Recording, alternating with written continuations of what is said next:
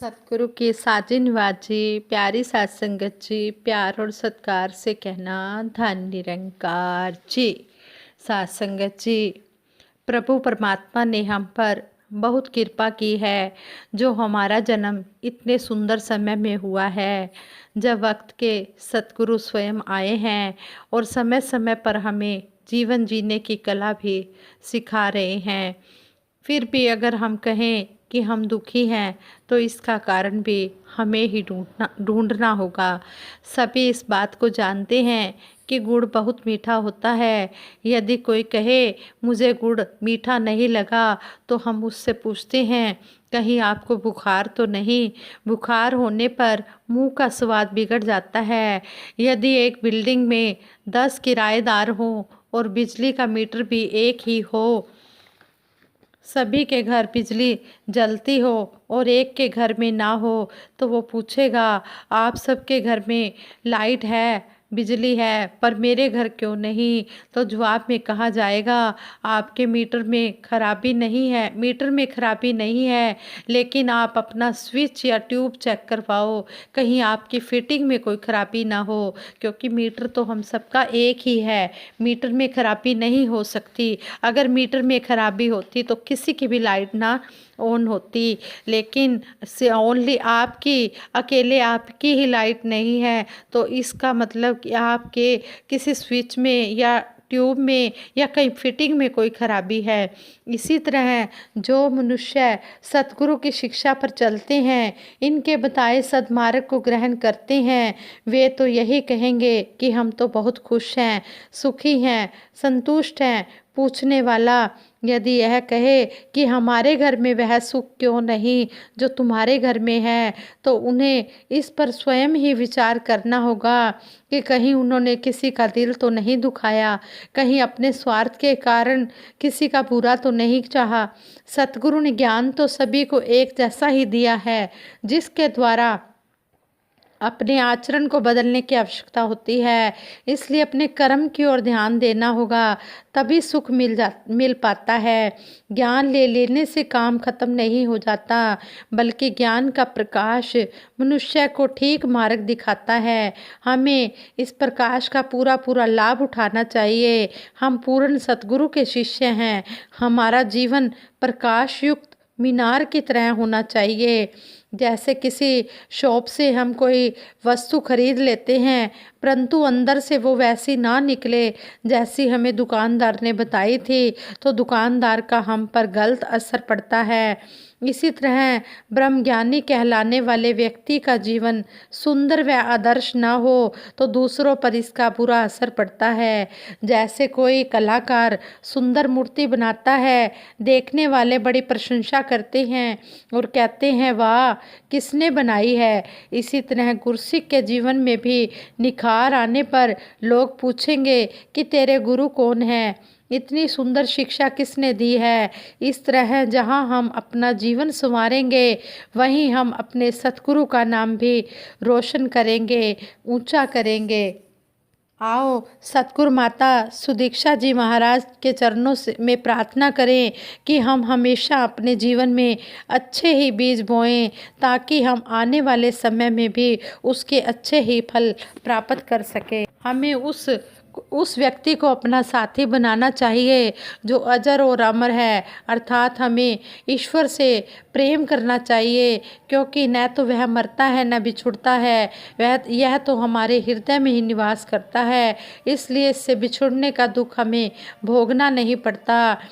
बहुत तेज दिमाग चाहिए गलतियां निकालने के लिए, लेकिन एक सुंदर दिल होना चाहिए गलतियां कबूल करने के लिए। मैं कभी किसी का दिल ना दुखाऊं, मुझे ऐसी समझ देना सतगुरु जी, मैं किसी का बुरा ना करूं, ऐसी बुद्धि देना मेरे सतगुरु जी, मैं सभी के काम आ सकूं, मेरी शख्सियत ऐसी कर देना मेरे सतगुरु जी, मैं आपकी बख्शी हुई सेवा कर सकूं, ऐसी शक्ति देना मेरे सतगुरु जी, मैं हर पल शुक्राना करूं, मुझे इस लायक बना देना मेरे सतगुरु जी।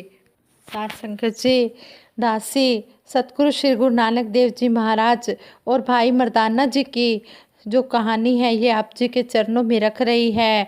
जब सतगुरु नानक भाई मर्दाना जी के साथ करतार के नाम का प्रचार करने के लिए जा रहे थे तो बहुत दिन हो गए थे। तो भाई मर्दाना जी ने सतगुरु श्री गुरु नानक देव जी महाराज से कहा कि हे सतगुरु, अब बहुत दिन हो गए हैं घर परिवार से मिले हुए और मेरा मन अपने परिवार के रहा है, इसलिए कृपया मुझे घर जाने की आज्ञा दें ताकि मैं अपने परिवार के साथ कुछ समय व्यतीत कर सकूं, उनका हालचाल पूछने जा सकूं। तो भाई मर्दाना जी की यह बात सुनकर श्री गुरु नानक देव जी महाराज ने कहा, हे मर्दाने, जल्दी वापस आ जाना, अब अभी बहुत काम पड़े हुए हैं, परिवार के मोह में मत पड़ जाना।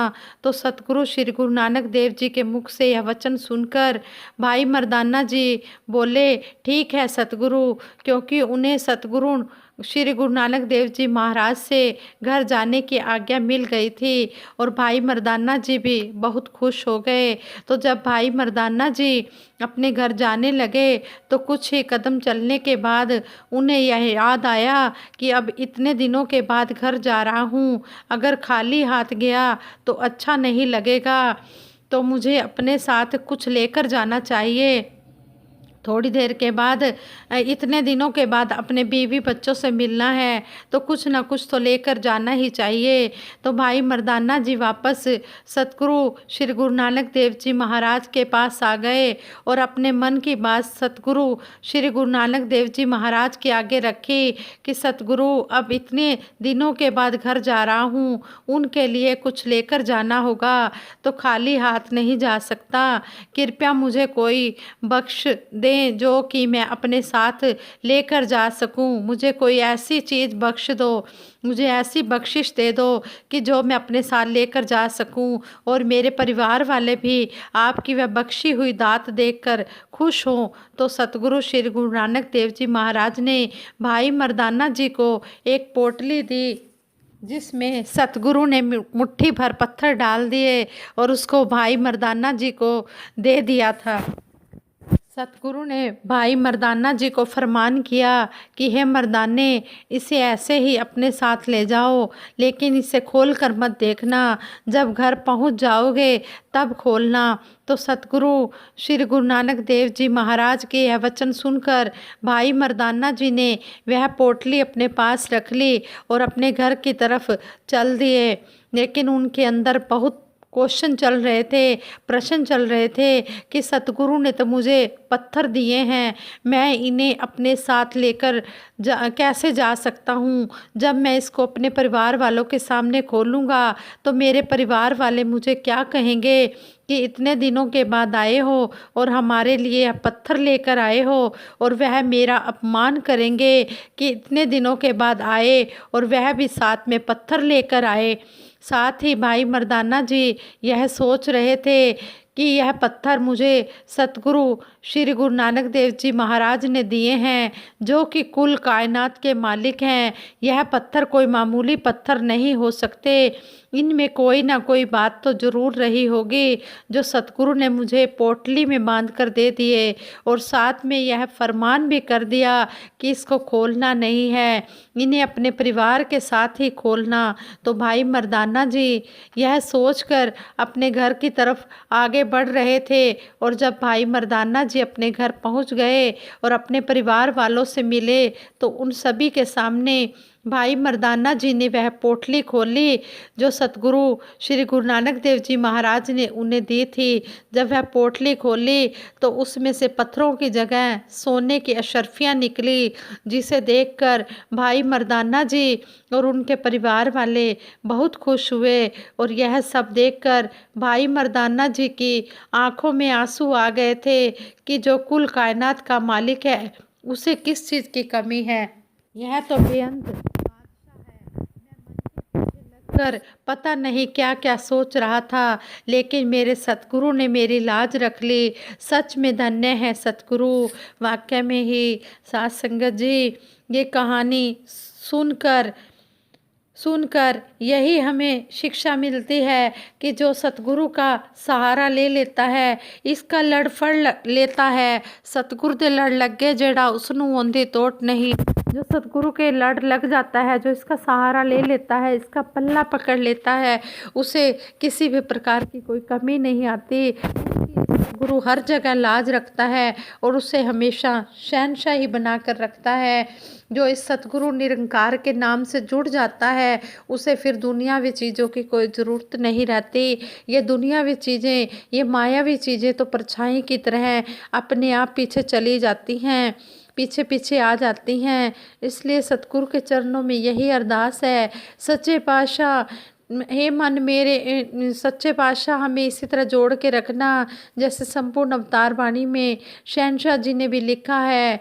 हे मन अखा तोला पट्टी समा नावे पिया गुजार, अट्ठे पैर माया दे अंदर फिरदा रहना ए बेकार, ਵੱਡਾ ਦਾਤਾ ਭੁੱਲ ਗਿਆ ਏ ਦਾਤਾਂ ਦੇ ਨਾਲ ਪਾਕੇ ਪਿਆਰ, सूद ਤਾਂ ਲੈਣਾ एक पासे है असल भी बैठा है अपना हार। सतगुरु ने हमें समझाया है कि हमने इस माया के पीछे नहीं लगना, हमने आँखों से ये पट्टी को, माया वाली पट्टी, ज्ञानता की पट्टी को हटाकर ये ज्ञान रूपी जो हमें चक्षु दिए हैं सतगुरु ने, हमने इसके साथ जुड़ना है। यही हमारी असली सच्ची दौलत है और यही हमारी साथ जाने वाली है। कहते हैं कि इंसान क्या लेकर के आया जग में, क्या लेकर के जाएगा। इंसान लेकर चाहे कुछ नहीं आया, लेकिन ये नाम रूपी दौलत, ये लबालब जो भरी जा रही है सेवा सिमरन सत्संग से, यही लेकर अपने साथ जाएगा। इसलिए हम समय रहते सतगुरु की बात को मानकर अपना जीवन सुखी कर लें। यही सतगुरु आज हमें समझा रहे हैं। जिसने सतगुरु की बात को मान लिया है, उनके जीवन में बहारें ही बहारें हैं। उनका नाम आज भी लिया जा रहा है।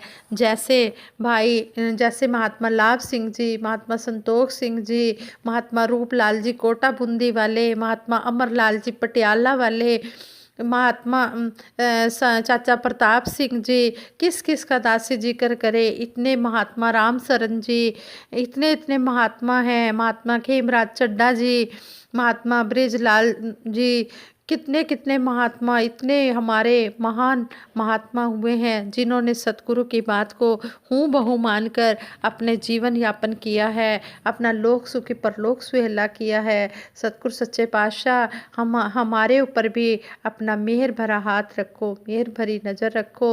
इसी तरह हम भी सेवा सिमरन सत्संग की दात को ज़्यादा से ज़्यादा इकट्ठा करें और जैसा आप जी चाहते हो वैसा हम अपना जीवन बनाएं। हमें इतना अच्छा सतगुरु मिला है, इतना दयालु सतगुरु मिला है जो हमारी हर समय ख्याल रख रहा है, हमारी संभाल रख रहा है। सच्चे पातशाह आप जी के तो बारे में जितना भी कहा जाए उतना ही कम है। बख्श लेना, बख्श लेना, बख्श लेना। अगर दासी के मुख से कोई ऊंचा नीचा कोई ऐसा शब्द निकल गया हो जो आप जी को अच्छा ना लगा हो, आज संगत जी दासी सिमरन कराए कि सभी ने मिलकर साथ देना है। तू ही निरंकार मैं तेरी शरण हाँ, मैनू बख्श लो। तू ही निरंकार मैं तेरी शरण हाँ, मैनू बख्श लो। तू ही निरंकार मैं तेरी शरण हाँ, मैनू बख्श लो। बोलिए सतगुरु माता सुदीक्षा सविंदर हरदेव जी महाराज की जय। निरंकारी राजमाता गुरु बचन अवतार की जय। साथ संगत जी प्यार से कहना धन निरंकार जी।